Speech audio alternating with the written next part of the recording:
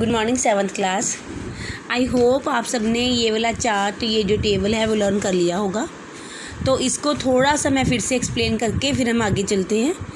तो let's see again about this table of the rulers of Delhi. देखो सबसे पहले हमारे पास तोमर्स है ना, ये आपको सामने दिख रहा है, देखो जस्ट वेट। हाँ जी, तो तोमर्स कौन है? वो फर्स्ट वन है जिन्होंने दिल्ली को अपनी कैपिटल बनाया, ठीक है। और उनका सबसे फेमस किंग कौन सा? अंगापाला, ये मैंने बता दिया था। तोमर्स को हराया किसने? चौहान्स ने। फिर चौहान्स ने दिल्ली को अपनी कैपिटल बनाया और इनका सबसे फेमस किंग है पृथ्वीराज चौहान। इनके टाइम पीरियड है अर्ली 12th सेंचुरी में 1165, ये इनका टाइम पीरियड है 1165 अर्ली 12th सेंचुरी। उसके बाद जो पृथ्वीराज चौहान है, आपने याद करो, आपको 6th में बताया था कि तेरेन की वॉर हुई थी जिसमें पृथ्वीराज चौहान की वॉर गौरी के साथ हुई थी, है ना। और उसमें जो गौरी है वो जीत गया था, गौरी। और ये जो है कुतुबुद्दीन ऐबक बच्चे, ये गौरी का गुलाम है। गुलाम मतलब उसका स्लेव है, स्लेव गौरी का, कुतुबुद्दीन ऐबक। गौरी ने इंडिया में अपना सारा रूल अपने सेवक, अपने गुलाम कुतुबुद्दीन ऐबक को दे दिया था। इसीलिए ये जो टर्किश रूलर्स हैं इनको हम स्लेव डायनेस्टी भी कहते हैं, स्लेव डायनेस्टी, ठीक है, गुलाम वंश हिंदी में जाने की। और इसको गुलाम वंश इसलिए कहते हैं, ये नहीं कि कल्ला ऐबक ही गुलाम था, उसके बाद जो इल्तुमिश है वो ऐबक का गुलाम था और जो बलबन है वो इल्तुमिश का गुलाम था। तो इस वजह से ये जो है सारा ये टाइम पीरियड 1206 से लेके 1290 तक ये हो गया अर्ली टर्किश रूलर्स या गुलाम वंश या स्लेव डायनेस्टी। उसके बाद खलजी डायनेस्टी हमने देखा था, देखो उस दिन आपने देखा था। इसमें जलालुद्दीन खलजी फाउंडर हैं खलजी डायनेस्टी के, और अलाउद्दीन खलजी बहुत ही इम्पॉर्टेंट रूलर हैं। ये अलाउद्दीन खलजी ने बनाया ये वाला अलाई दरवाज़ा, ठीक है। और इसका ये जो गुंबद है, ये मैंने उस दिन आपको बताया था कि इसके अंदर जाके कुतुब मीनार आप देखोगे इसके प्रांगण में आगे जाके, तो ये किसने बनाई थी? अलाउद्दीन खलजी ने। ये बहुत इंपॉर्टेंट रूलर है खलजी डायनेस्टी का। नेक्स्ट है तुगलक डायनेस्टी। इसमें गयासुद्दीन तुगलक फाउंडर है, फिर मोहम्मद तुगलक है, उसके बाद उसके भाई, ये मोहम्मद तुगलक के भाई हैं फिरोज शाह तुगलक। फिर इनका टाइम पीरियड है, इनका टाइम पीरियड देखो 1320 से लेके 1400 तक। ये मैंने उस दिन कहा था, आपको याद करना बहुत आसान है। नेक्स्ट आपके पास है सैयद डायनेस्टी। सैयद डायनेस्टी में 1414 से लेके 1451 तक है सैयद डायनेस्टी, ठीक है। Next Lodhi dynasty. Lodhi dynasty में देखो बच्चे, बहलूल लोधी है ना, जो है ना, ये फाउंडर है लोधी डायनेस्टी का। इसके बाद इसमें सिकंदर लोधी बहुत ही फेमस किंग है लोधी डायनेस्टी का। उसके बाद सिकंदर लोधी के बाद इब्राहिम लोधी को हरा के सिकंदर लोधी ने यहाँ पे मुग़लों का रूल शुरू हुआ था। इसके बाद मुग़ल रूल तो आपको पता ही है ना, मुग़लों के बाद तो सीधा इंडिया में अंग्रेज़ों का या ब्रिटिशर्स का रूल ही आया है। तो ये आप इसको, इस फ्रेमवर्क को ऐसे याद रखो, इन रूलर्स के बाद, ये जो सारे रूलर्स आप देख रहे हो, इसके बाद इंडिया में मुग़ल रूल आया and after that Mughal rule के बाद ब्रिटिश गवर्नमेंट, ठीक है। तो नेक्स्ट है हमारे पास, let us move to the next page. देखो finding out about the Delhi sultans. कहते हैं इंस्क्रिप्शंस के ज़रिए, कॉइन्स के ज़रिए या डिफरेंट बिल्डिंग्स के ज़रिए हमें काफ़ी इंफॉर्मेशन मिलती है इस टाइम पीरियड के बारे में। और स्पेशली वैल्यूएबल आर हिस्टोरीज। देखो बेटे, जो एशियंट हिस्ट्री थी तब आर्कियोलॉजिस्ट को एक्सकेवेशंस करके जो वहाँ पे बर्तन मिल गए, ऑर्नामेंट मिल गए, उनसे अंदाज़ा लगाना पड़ता था हिस्ट्री के बारे में। पर मिडेवल हिस्ट्री में ऐसा कुछ नहीं है। मिडेवल हिस्ट्री में आपको सब कुछ लिखा हुआ मिलेगा। तारीख्स एंड त्वारीख्स, दो तारीख होता है सिंगुलर, त्वारीख होता है प्लूरल। ये रिटन इन पर्शियन। तारीख क्या है? तारीख का मतलब है जो हर रोज़ का कामकाज लिखा जाता था राजा के दरबार में। और त्वारीख क्या है? ये प्लूरल है। इसमें त्वारीख के बारे में आपको डिटेल में आगे मैं बताती हूँ, रुको। इसको पर्शियन लैंग्वेज में लिखा जाता था, जो कि एडमिनिस्ट्रेटिव, जो कि दिल्ली सल्तनत की मेन एडमिनिस्ट्रेशन में यूज़ करने वाली लैंग्वेज थी।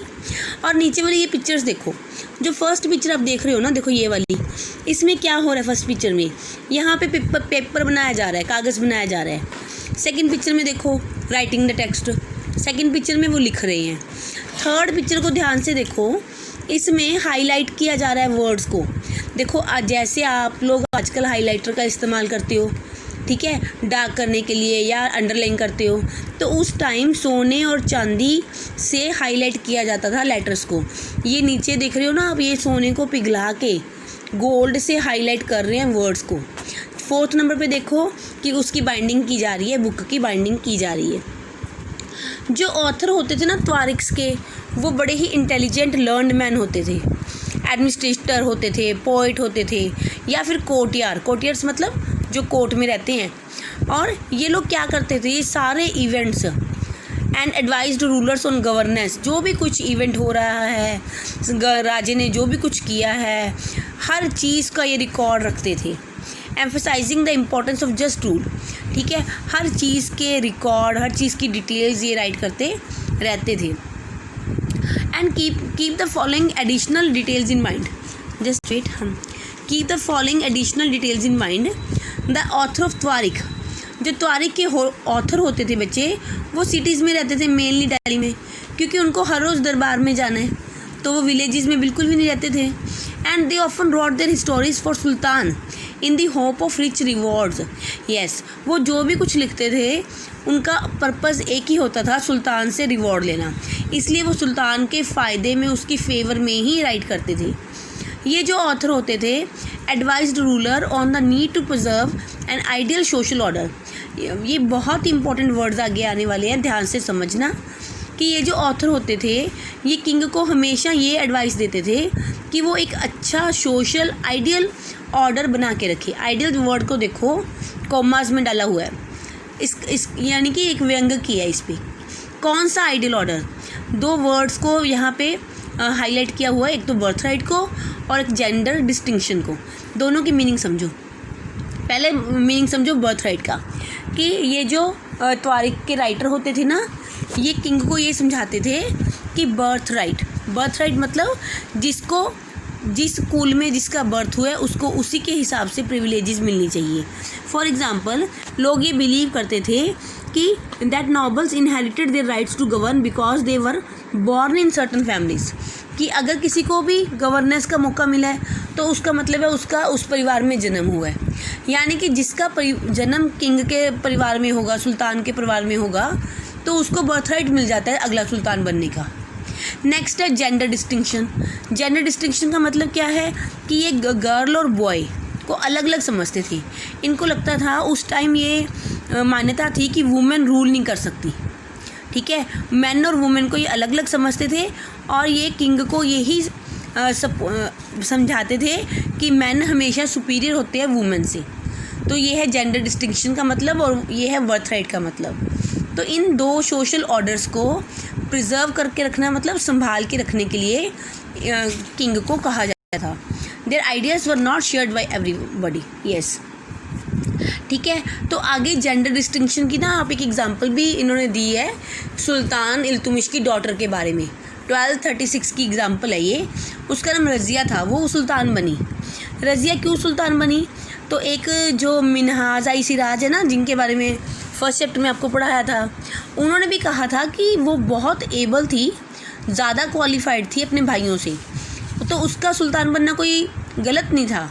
पर फिर भी उसको, वो एक लड़की थी, इसलिए उसको एज अ रूलर किसी ने एक्सेप्ट नहीं किया, क्योंकि देखो उस टाइम जेंडर डिस्टिंक्शन की बातें चलती थी जो मैंने आपको पहले बताई हैं। तो लोग उसके साथ कंफर्टेबल नहीं थे कि उनकी रानी हो, रूलर हो रानी।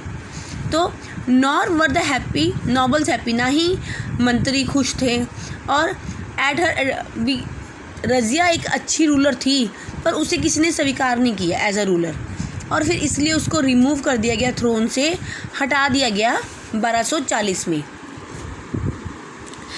ये स्टूडेंट्स, मैं इसको ज़्यादा नहीं पढ़ाऊँगी आपको, तो इस सारे को अच्छे से पढ़ के रखना, ठीक है। नेक्स्ट हम नेक्स्ट क्लास में कंटिन्यू करेंगे। Thank you, have a nice day.